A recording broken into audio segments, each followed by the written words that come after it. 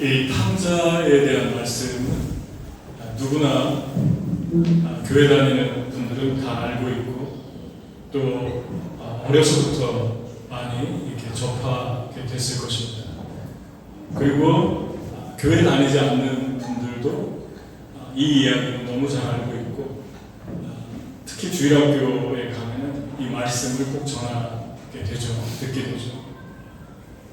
그런데 이 탕자, 이 방탕한 아들이다 그래가지고 탕자라고 하잖아요. prodigal son이라는 말로 표현을 하는데 이 말씀에서 탕자의 이미지가 너무 크기 때문에 탕자 형에 대한 이야기가 상대적으로 많이 가리워져 있을 수 있습니다. 그래서 탕자 형의 이야기도 뒷부분에 보면 탕자만큼이나 많이 기록이 되어 있어요. 탕자 형의 이야기를 우리가 오늘 주목해 보려고 합니다. 이것은 예수님이 하신 비유인데 예수님이 이 비유를 말씀하신 시작이 이렇게 되죠. 예수님이 세리들과 죄인들과 식사를 하니까 그때 당시에 율법을 고수했던 바리새인들과 유대인들이 왜 죄인들하고 식사를 하느냐 그렇게 물었어요.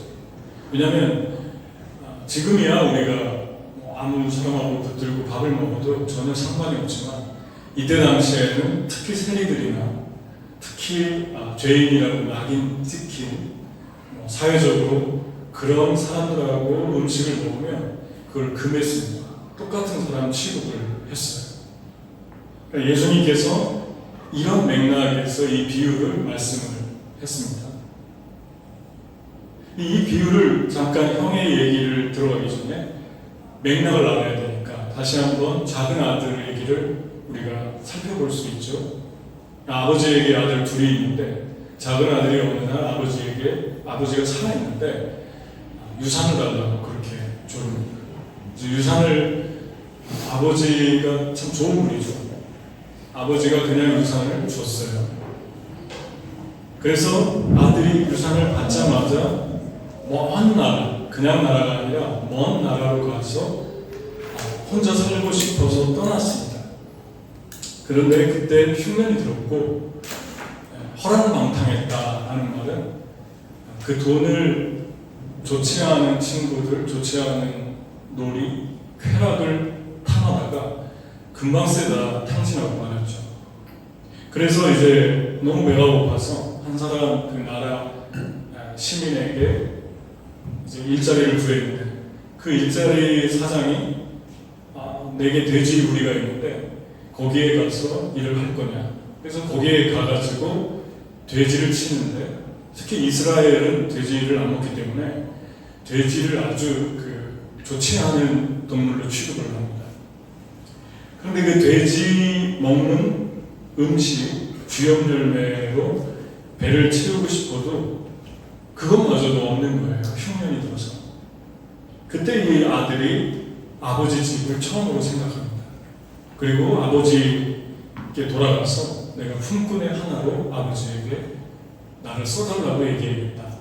그렇게 이야기를 하죠. 속으로 생각을 하죠. 그리고 내가 하늘과 아버지께 죄를 지었사오니 나를 그냥 아버지의 아들이라 불리는 것을 감당하지 못하겠습니다. 라고 품꾼의 하나로 써주세요 하고 그런 생각을 하고 돌아갔는데 아버지가 아주 크게 노하고 분노하고 그리고 지금 다 탕진해버린 거에 대해서 이제 자신을 벌이라도 주고 그럴 줄 알았는데 아버지가 먼저 멈춰. 그리고 아버지가 달려오고 와서 냄새나는 그 아들을 껴안고 계속 입을 맞추고 그리고 옷을 입히고 그리고 잔치를 벌입니다. 너무 뜻밖의 상황이 벌어진 거죠. 여기에서 한 가지 이 탕자 이야기에서 한 가지 중요하게 볼 것은 탕자는 회개를 드렸어요. 아버지께 돌아와서 계획한 대로 생각한 대로 내가 아버지와 하늘과 아버지께 그랬어요. 죄를 얻었습니다. 네, 아버지는 알겠는데 하늘이 뭘까요? 그때 당시는 하나님을 너무 거룩히 해서 하늘로 표현했어요. 암시적으로, 비유적으로. 그래서 내가 하나님과 당신께, 아버지께 죄를 지었습니다 라고 했는데, 아버지는 그 얘기를 듣자마자 송아지를 잡고 반지를 끼우고 신발을 신기고 옷을 입히고 크게 잔치를 벌입니다. 그렇다면 여기서 한 가지 우리가 주목해야 될 것이 있는데, 이 이야기의 중요한 면인데, 이 사람은 모든 걸 잃어버렸음에도 불구하고 어떤 사람들은 끝까지 자기를 뉘우치지 않을 수도 있어요.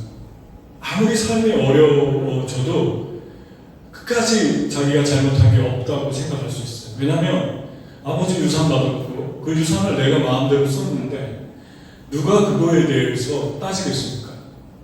이미 합법적으로 자기는 자기 것을 자기 마음대로 썼을 뿐이에요. 그럼에도 이 아들은 그 부분에 대해서 이제 회개하게 됩니다.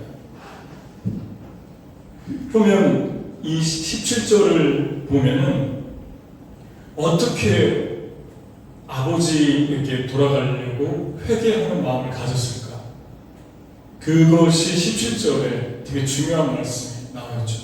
이게 뭐냐면 스스로 아버지께 돌아오기 전에 돌이켜 생각하기를 아버지에게는 양식이 많은 풍족한 품꾼이 얼마나 많은가.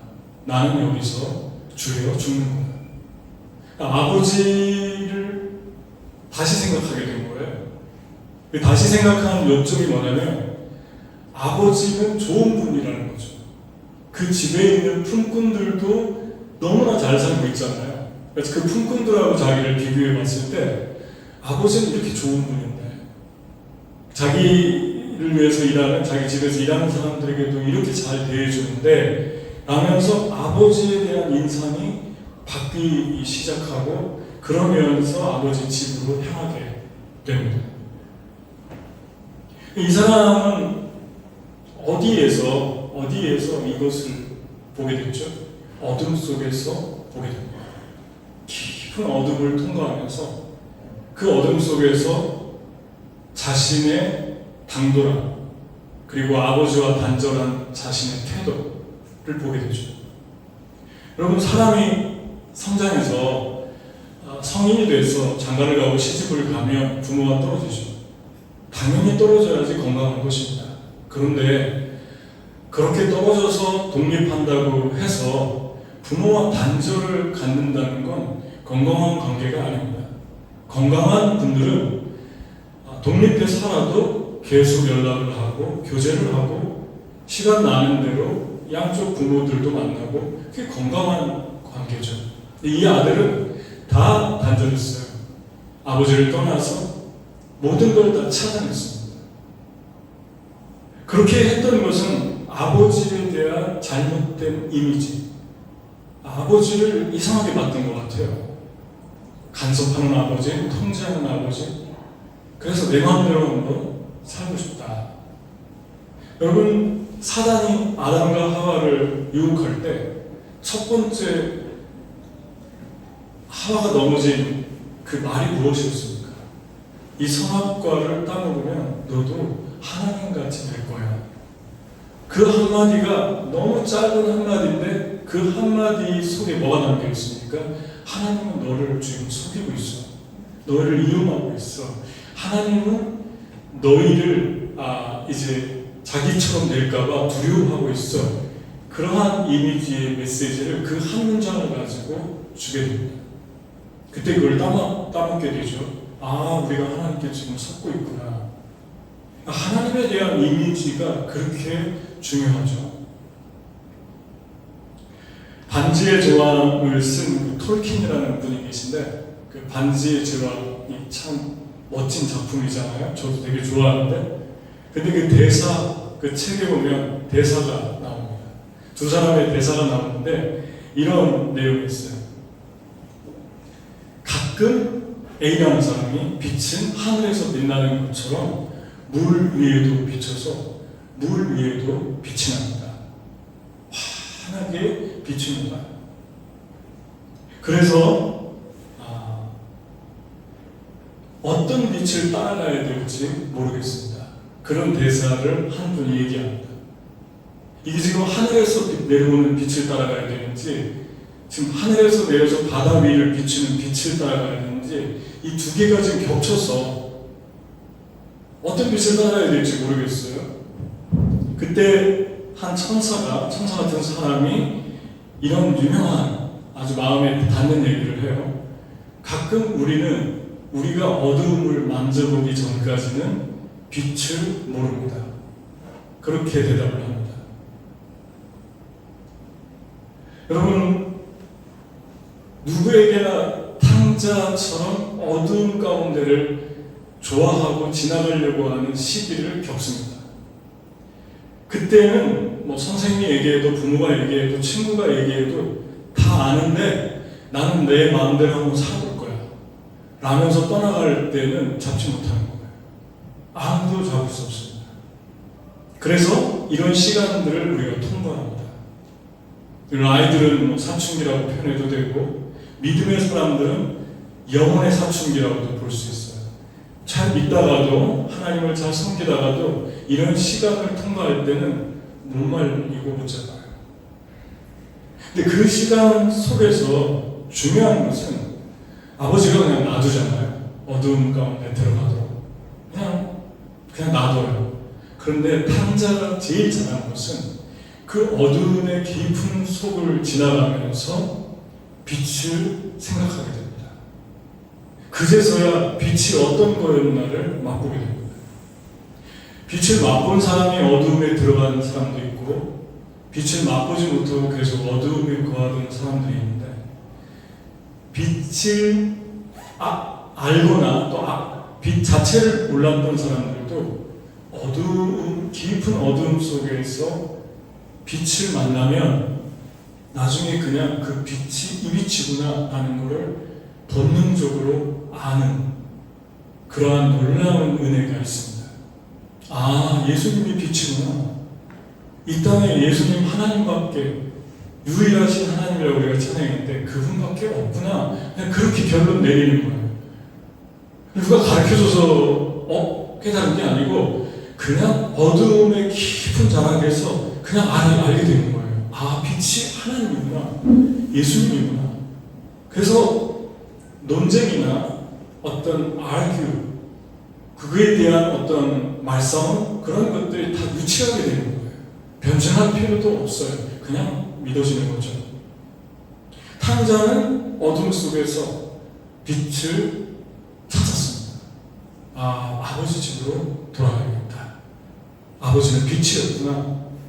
빛 가운데 있을 때는 몰랐는데, 아버지에게 여러분의 삶에서 어두움을 통과할 때, 여러분이 선택한 어두움이든 아니면 상황이 나에게 준 어두움이든, 탕자 같은 시간을 통과할 때 여러분은 어떻습니까? 그 속에서 무엇을 생각합니까? 하나님을 생각하나요? 하나님의 빛을 묵상하나요? 그리고 내게 주신 하나님의 은혜의 빛을 향해서 돌아가려고 합니까? 그 빛이 무엇인가 삶으로 알려주고 있나요? 사람들한테. 그 빛이 이런 것입니다. 여러분 안에 빛이 들어와 있다면 삶을 통해서 언어와 태도와 살아가는 방식이 우리에게 달라질 거 아니에요? 아버지께 돌아왔을 때 5가지 변화가 일어났어요. 선물이 주어졌죠. 첫 번째는 송아지를 잡았어요. 이스라엘에서 최고의 요리 중에 하나가 송아지인데, 송아지를 잡았다는 것은, 살찐 송아지를 잡았다는 것은 채워진 만족입니다. 두 번째, 반지를 끼워줬죠. 자존감입니다. 내가 아버지로부터 사랑받는 존재이다. 자존감이 회복됩니다. 세 번째, 옷을 줬죠. 자녀됩니다. 이스라엘의 옷은 신분을 의미했어요. 색깔로 신분을 구별했습니다. 검은색, 빨간색, 흰색 다 신분이 옷으로 나타났어요. 자녀됨의 신분을 찾았어요. 네 번째 신발은 뭐죠? 신발은 꿈이고 비전입니다. 그래서 신발을 신었다는 것은 어디론가 향한다는 겁니다. 내가 갈 길을 찾았다는 거예요. 내가 남은 삶을 무엇을 하면서 살까를 명확하게 찾은 거예요. 하나님으로부터. 그 다음 다섯 번째, 잔치를 벌였다. 기쁨입니다. 이 다섯 가지가 아버지 집으로 돌아온 사람에게 있어야 돼요. 이 다섯 가지가 있나요? 돼지의 진흙탕에서, 돼지의 구덩이에서 나와서 순식간에 왕자의 옷을 입었어요. 그게 아버지께 돌이킨, 아버지 집으로 돌이킨 사람들의 변화입니다. 그런데 이제부터 중요한 얘기죠. 이런 일이 벌어지고 있는 동안 형이 돌아왔어요. 등잔 밑이 어둡다고 아버지 안에 있었는데 빛이 없고 어둠 가운데 살고 있던 형을 성경이 폭로합니다. 형이 돌아와서 보니까 음악 소리가 들리고 축제가 들리죠. 그러니까 조용히 종을 불러서 묻습니다. 무슨 일이니? 나는 밭에서 지금 돌아왔는데 일하다가 당신이 다 탕진해버린 그 아들이 돌아왔는데 그 아들을 아버지가 너무 기뻐서 잔치를 벌이고 있습니다. 지금 축제를 벌이고 있습니다. 화가 났죠. 분노했다. 그러니까 아버지가 그 소리를 듣고 밖으로 나옵니다. 그래서 들어가자고 하니까 아들이 뭐라고 얘기하냐면, 나는 수년 동안 당신의 노예처럼 일했는데 나에게 염소새끼 한 마리 주지 않았고 친구와 즐기게 하지 않았는데 당신의 재산을 창들과 함께 탕진한 이 아들에게 살찐 송아지를 잡으셨습니까? 라고 얘기합니다. 30절에. 근데 이 말이 일리가 없는 말은 아니에요. 이 형의 입장에서 보면 죽도록 자기는 밭에서 일하고 왔는데 나가서 나쁜 짓 하다가 온갖 나쁜 짓 당하면서 쾌락을 즐기던 아들이 돌아왔는데 어떻게 이렇게 하지? 이성적인 얘기고 합리적인 얘기입니다. 그리고 이해가 갑니다. 분노가 세 가지로 한 번 더 나눈다면 염소새끼 한 마리 준 적 없다. 나는 아버지를 위해서 일했는데 자신의 업적을 이야기합니다. 두 번째, 아버지의 재산을 탕진한 아들을 위해 살찐 송아지를 잡았습니다. 동생에 분노합니다. 세 번째, 나는 친구와 함께 염소새끼 한 마리를 잡아서 즐긴 적도 없습니다. 즐기지 못합니다. 이 세 가지 특징이 있어요. 큰아들이. 그런데 이 말이 되게 합리적으로 보이는데 본문은 아버지가 어떤 분인가를 아주 구체적으로 보여줘요. 12절에 보면은 그 둘째가 아비에게 말하되 아버지여 재산 중에서 내게 돌아올 분깃을 내게 주소서 하는지라 아비가 그 살림을 각각 나누어 주었더니 So he divided his property between them. 그러니까 그들 둘에게 between them 복수를 썼잖아요. 그들 둘에게 각각 나누어 주었다. 이미 divide 과거예요. 그러니까 여러분 장자는 그 당시에 3분의 2가 유산으로 주어졌어요. 무조건 장자면 더 많이 받았죠. 근데 왜 이 사람은 즐기지 못했을까요? 근데 왜 이 사람은 못 받은 사람처럼 지금 얘기를 하는 것입니까? 왜 아버지를 나쁜 사람으로 얘기하죠? 네, 아버지는 심지어 뭐라고 했냐면 내 거는 다 네 것이지 않느니 아버지가 다 줬는데 자기가 가지고 있는 것조차도 큰아들 거라고 해요. 그리고 너는 나와 항상 함께 있지 않니? 한 번도 아버지가 큰아들 곁을 떠난 적이 없어요. 밀어낸 적도 없어요. 그렇다면 이 말은 합리적인 얘기가 아니죠. 이성적인 얘기가 아니죠. 이 사람은 철저하게 내면이 삐뚤어져 있습니다. 그리고 아버지를 증오하고 동생을 증오합니다. 이 아들은 아버지의 품에서 아버지를 잃어버렸어요. 아버지의 집에서 집을 잃어버렸어요. 하나님의 집에서 가까이 있는데 하나님 잊어버릴 수 있습니까? 이 말씀에 의하면 잊어버릴 수 있어요. 하나님 가까이 따르는데, 봉사 많이 하는데, 헌신을 많이 하는데 하나님의 사랑을 못 느낄 수 있습니까? 못 느낄 수 있어요. 그게 이 큰아들의 모습입니다. 그러니까 이 성경에서 지금 말하는 탕자 이름이 진짜 탕자는 큰아들이에요. 작은 아들은 고집 부리지 않고 돌아왔는데 큰아들은 마지막까지 회개했다는 말이 없습니다. 그냥 그 예화는 그걸로 끝나요. 안타깝게도. 여러분, 미국의 중서부 지역에 사는 농부들이 이런 풍습이 있어요. 눈보라가 몰아치면 너무 크게 오기 때문에 집에 헛간, 뒷문에서 헛간까지 로프를 매달으라고 합니다. 캐나다의 그 농경지대, 그 아주 외딴 농경지대, 이런 지대도 기상에서 오는, 지금도 기상 그 캐스터가 로프를 매달아놓으라고 그래요. 이번에는 폭설이 심하게 오니까. 왜냐하면 폭설이 오면 너무 심해서 손끝도 안 보이는 거예요. 뭘 잡아도 자기 손끝이 안 보이는 거예요. 그래서 자기 집에서 밖에서 갑자기 집 안에 있는데, 집 야드에 있는데, 뜰에 있는데 너무 갑작스럽게 그 폭설이 쏟아지면 아무것도 안 보이면서 집 안으로 못 들어가는 거예요. 너무나 이게 바람 세게 불면서 폭설이 내리니까. 그리고 순식간에 눈이 쌓이니까. 그래서 얼어 죽는다는 거죠.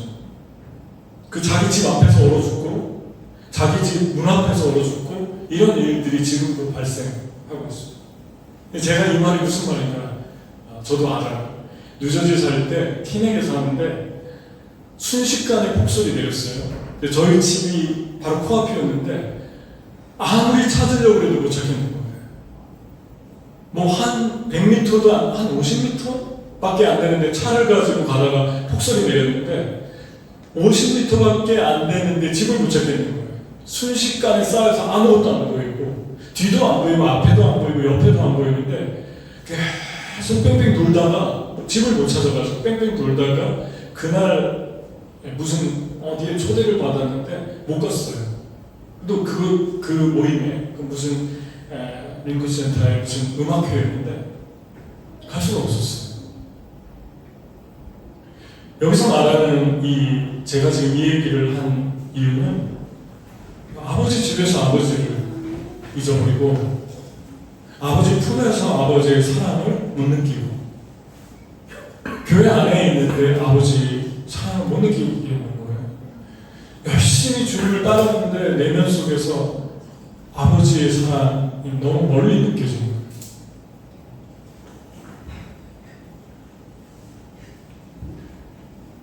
이 아들이 아버지에 대한 오해가 뭡니까? 아버지에 대한 오해 세 가지.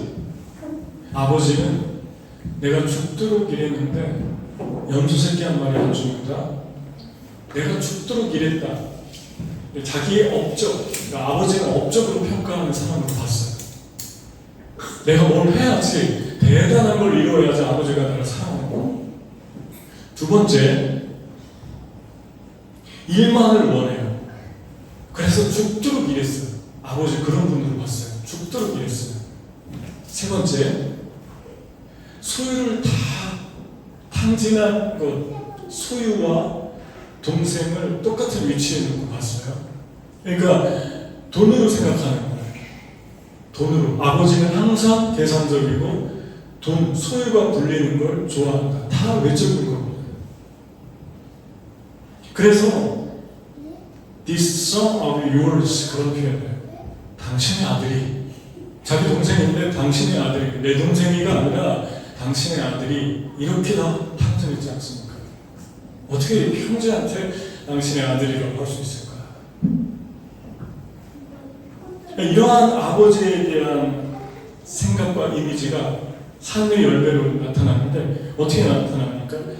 애정이 없죠. 당신의 아들이. 사람에 대한 애정이 전혀 없어요. 두 번째는 분노가 있어요. 세 번째는 비교 의식을 해요. 자기와 아들과 작은 아들과 비교합니다. 네 번째는 가장 중요한데 회개가 없어요. 작은 아들은 회개했는데 회개하지 않아요. 자기는 회개할 게 없다고 생각하는 거예요. 여러분, 이 아들이 아버지를 잘못 본 것, 오해하는 것을 한마디로 표현하자면 계산적인 아버지보다. 그러니까 이러한 아버지의 모습이 인간관계에 다 투영되는 거예요. 사람을 보면 그 사람의 업적, 그 사람이 외적인 것, 그 사람이 이룬 것으로 그 사람의 가치를 봅니다. 그러니까 아버지처럼 사람을 보는 거예요. 그럼 이런 문제가 살아가면서 관계 속에서 터질까요? 안 터질까요? 이런 문제가 언젠가는 터집니다. 관계가 다 깨지고 상하고 상대방에게 고통을 주고 나도 고통을 받고 그러한 것으로 이어지는 것을 보게 됩니다. 근데 아버지가 어떻게 하죠? 아버지가 이렇게 네 가지의 모습을 보이는데 내 것은 다 네 것이다. 이 말에 해결점이 들어있어요. 나는 항상 너는 나와 함께 있다. 이 말에 그냥 다 모든 해결점이 다 들어있습니다. 어떻게 탕자의 형이 탕자처럼 돌아올 수 있을까? 어떻게 변화될 수 있을까? 두 가지를 생각해야 돼요. 이제 우리가 적용하고 싶은 거예요. 첫 번째, 아버지의 집에서 아버지 집으로, 아버지의 집에 있으면 아버지 집으로 한 번이 아니라 계속 돌아가야 돼요. 두 번이 아니라 세 번이 아니라 계속 돌아가야 돼요. 아, 내가 또 벗어났구나. 내가 또 사람들을 이렇게 보고 있구나. 아, 내가 지금 출애굽에서 또 벗어났구나를 보여주는 건 아버지의 집으로 다시 돌아가서 그분의 앞에 앉으면서 하나님을 생각하고 모든 나의 주어진 상황 속에서 특히 어둠을 통과할 때 하나님 빛 대신 그 아버지의 성품을 깊이 묵상하면서 회개하고 아, 내가 다시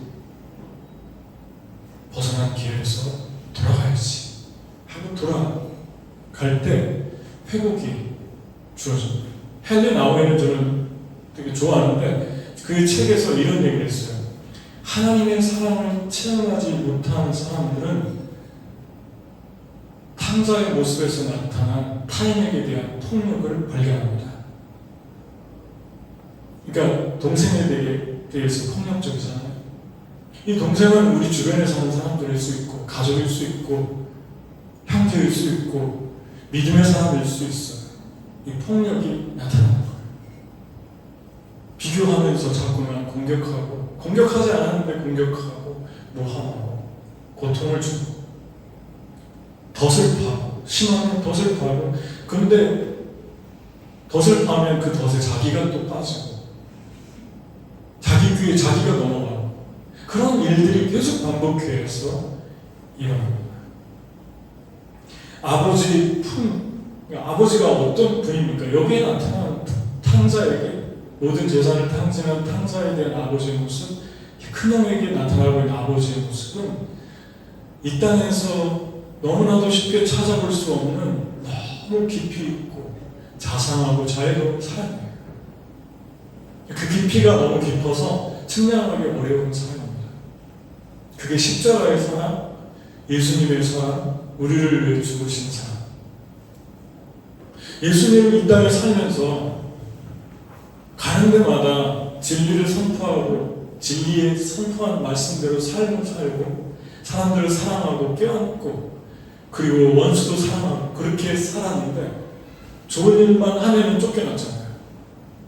예를 들어보죠. 거라사 지방에 가서 거라사가 어디입니까? 두로 지방 근처에 있는 데잖아요. 지금의 레바논 쪽에 근방에 이스라엘 땅이 아니었어요. 예수님 선교하러 간 거예요. 그 모도를 넘어갔는데 그 국경을 넘어서 가서 왜 가냐면 거기에 돼지 그 무덤이 있는데 그 무덤에서 어떤 사람이 자해하면서 제정신이 아니면서 귀신 들려가서 소리 지르니까 귀신을 쫓아내고 그 사람을 운전하게 됐어요. 그 귀신이 나가면서 군대 귀신이 2,000마리 돼지떼에 들어가서 그 돼지들이 물길로 솟아 들어가서 다 죽었죠. 그러니까 그 동네 사람들이 보니까 그 유명한 그 위협적인 귀신 들린 사람이 제정신이 돼서 앉아 있습니다.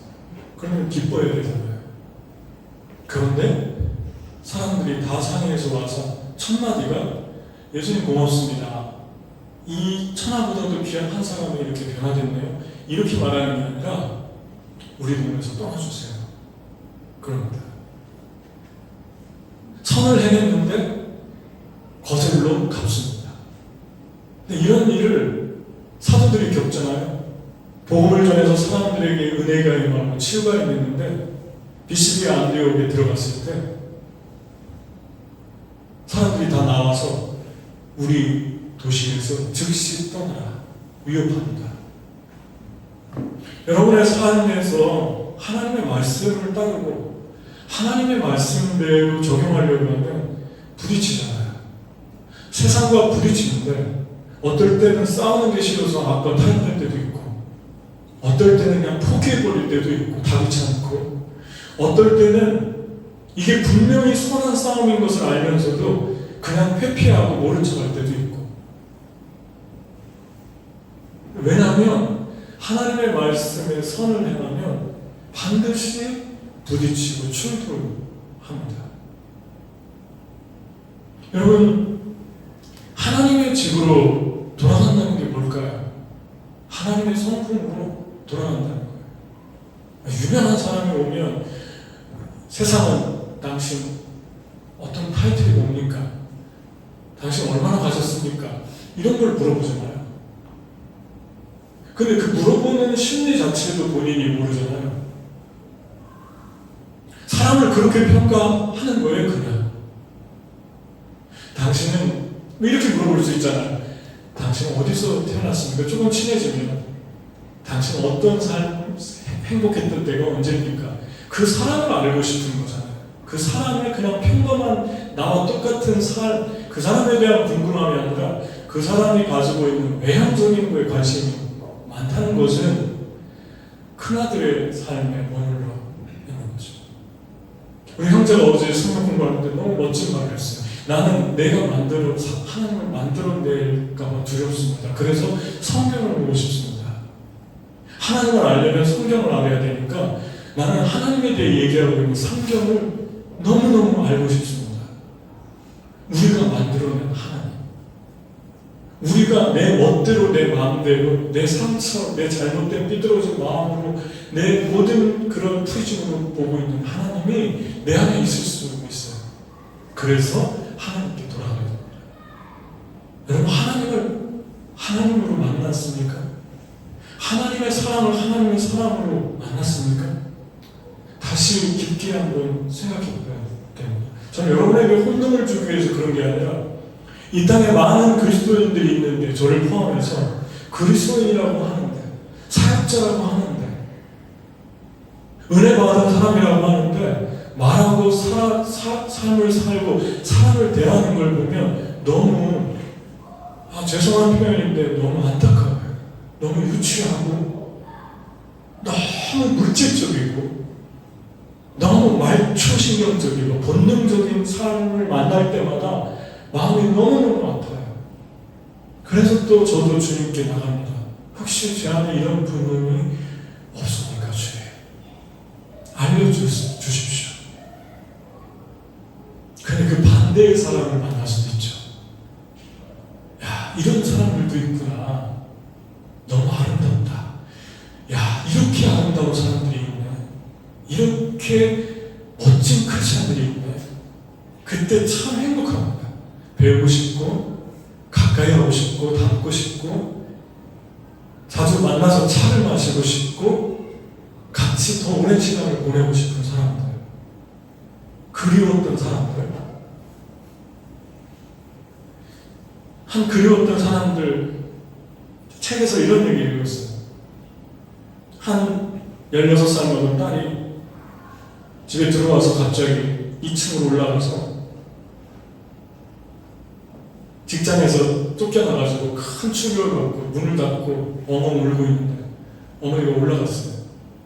간신히 문을 열어줘서 들어가서 왜 그러냐고 물었더니 침대에 걸쳐 앉아서 펑펑 울다가 직장에서 해고를 당했다고 하니까 엄마가 그럽니다. 해고를 당해서라고? 해고란 말이지.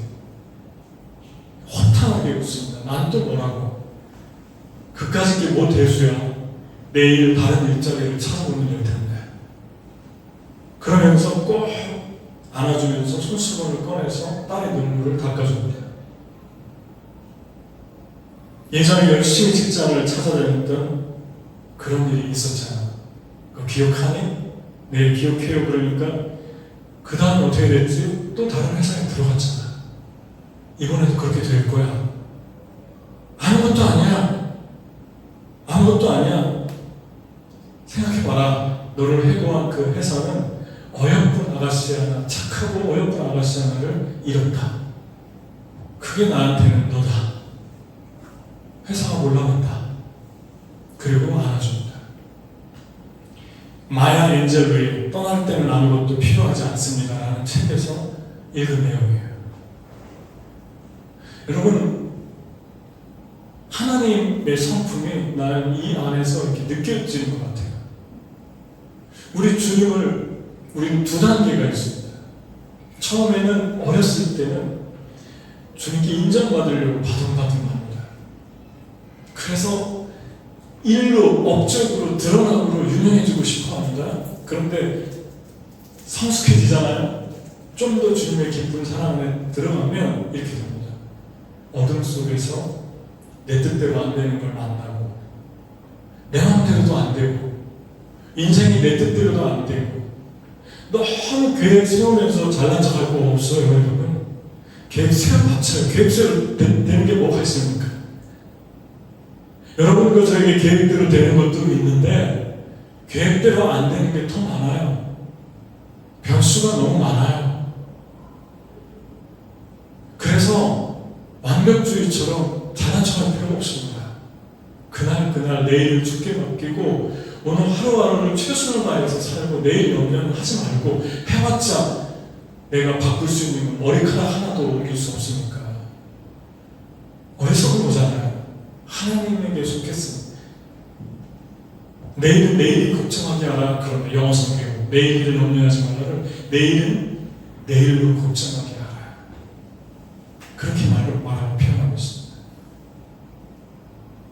여러분, 내가 가진 것, 내가 이룬 것, 나 능력, 내 모든 것 다 아무것도 아닌 것처럼 초라해질 때, 다 내려놔야 될 때, 굴욕스러워지면서 겸손해질 때, 그때 우리가 주님을 만납니다.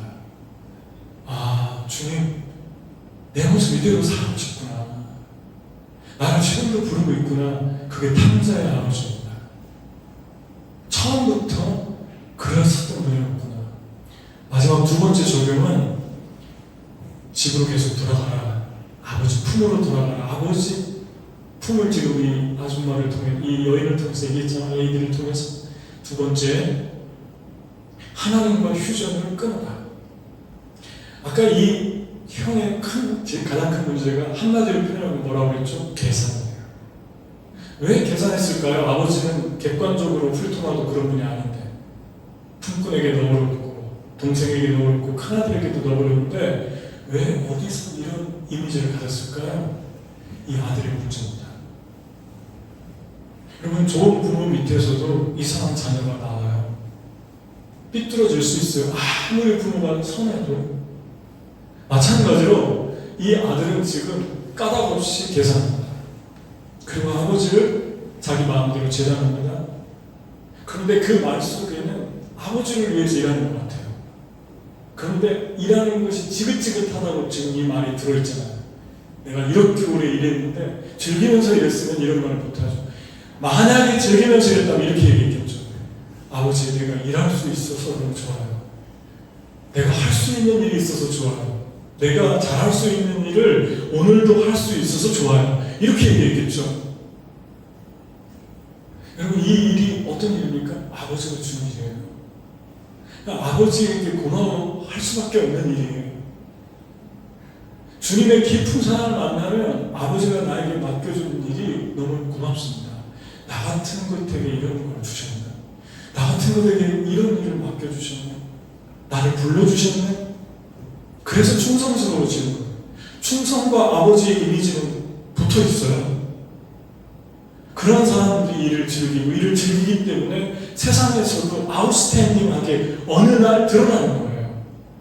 입에서 입으로 전달되는 거예요. 즐길 수 있다는 것은 그 내면에 하나님의 콜링에 대한 감사함이 있다는 거예요. 그런데 이 아들은 아버지를 계산하잖아요. 사랑 같은데 사랑이 아니고 집착이에요. attachment, codependence라는 말을 심리학 용어로 쓸 수 있어요. 아버지와 내가 이렇게 묶여 있어요.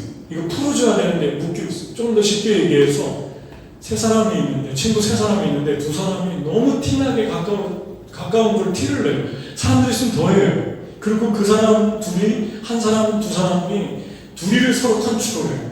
나만 바라봐야 돼. 옆에 바라보지 마. 당신은 내 거야. 당신 내 친구야. 나한테 다 얘기해.